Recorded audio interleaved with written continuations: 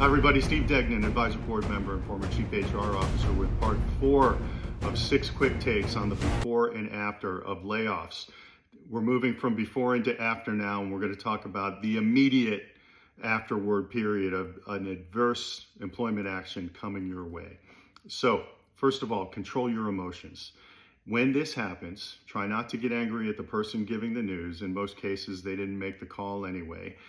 And if you've been paying attention in parts 1 through 3, maybe you did a good job of understanding that this was coming and you're not surprised. If you are surprised, the best course of action is to go with the flow, because you can't really change the circumstances when it's happening.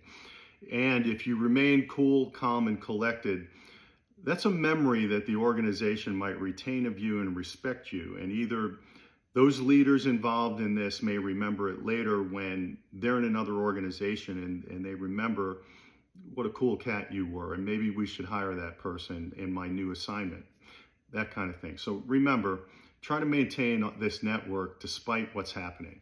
Save your goodbyes for later. I'm not a fan of sticking around very long. In some companies, they may want you to leave immediately. Some may give you 2 weeks.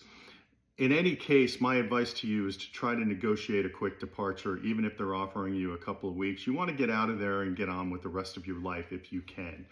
And if that's not available, try to be low profile, low key, get the job done, and then finally get the heck out of there. Go and embrace your friends and family in this period. Don't get on social media and start offering a bunch of opinions and bad-mouthing the organization you're leaving. We all know how that turns out. There's a bunch of nonsense going on right now about behavior on social media. Take your parents' advice. If you don't have anything nice to say, you know the rest.